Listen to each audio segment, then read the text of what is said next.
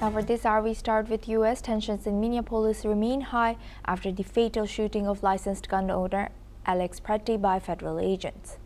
President Trump called the incident a very sad situation, but stressed that people should not bring guns to protests.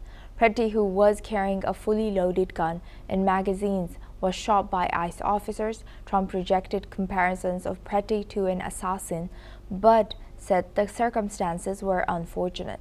In the wake of the shooting, the president has expressed full support for Homeland Security Chief Kristi Noem, who will stay in her role despite demands for her removal. Trump has also addressed Minnesota Governor Tim Walz and promised to de-escalate the situation. This fatal incident comes as immigration debates nationwide heat up, with the White House struggling to calm the crisis. Let's listen into what President Trump has shared.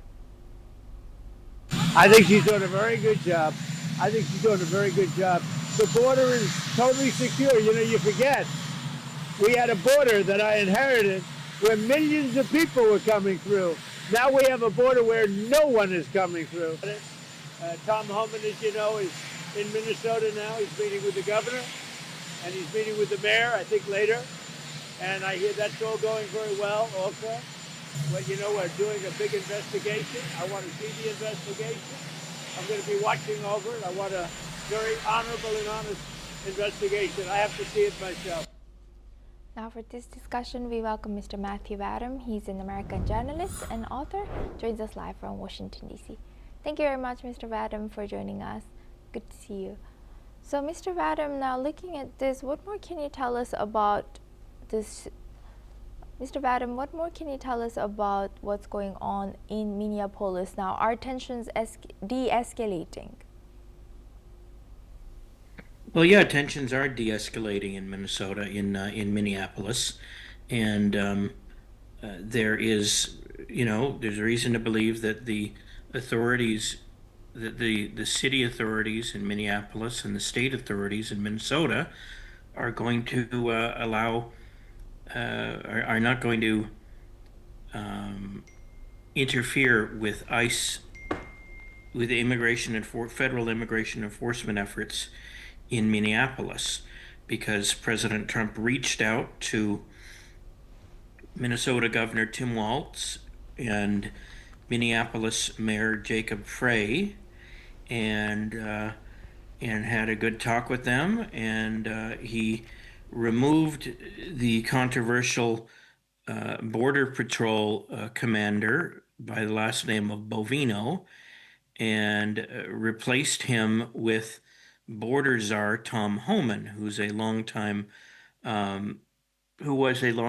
official at ICE, and served in President Obama's administration and in President Trump's previous administration. And so, yeah, there has been a de-escalation. Some people, hardliners who want, a big crackdown on immigration enforcement in Minneapolis, describe it as a cave by President Trump, saying he's retreating.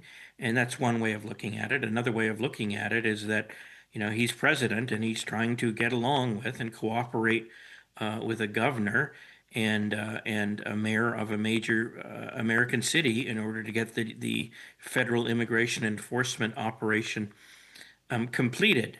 So, some would say it's a retreat, and others would say he's just changed the leadership of the operation because he didn't like the feedback, the blowback that he was getting as a result of Mr. Pretti and Miss Good being killed recently during enforcement operations.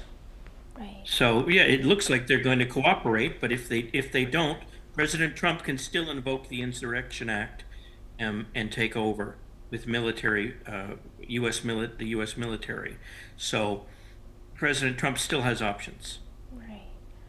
Well, so now that you mentioned these ICE agents are caving in or retreating in another way. So what was the role of Minnesota's government, and how did the mayor how was the mayor and Trump's call that led to this de-escalation? Well, normally state and local police would act in a supportive role as ICE is carrying out immigration enforcement operations, and in a protective role, and keep back angry crowds. And they did not do so, which is arguably why Rennie Good and Alex Pretti are now dead, was because these activists have been running wild and attempting to interfere with federal immigration enforcement operations, which have been in Minnesota mostly aimed at apprehending dangerous criminals who happen to be illegal aliens, to process them and report and deport them. But now the police force in Minneapolis is reportedly cooperating and shielding federal immigration officers as they do their job, and holding back angry mobs of radical activists.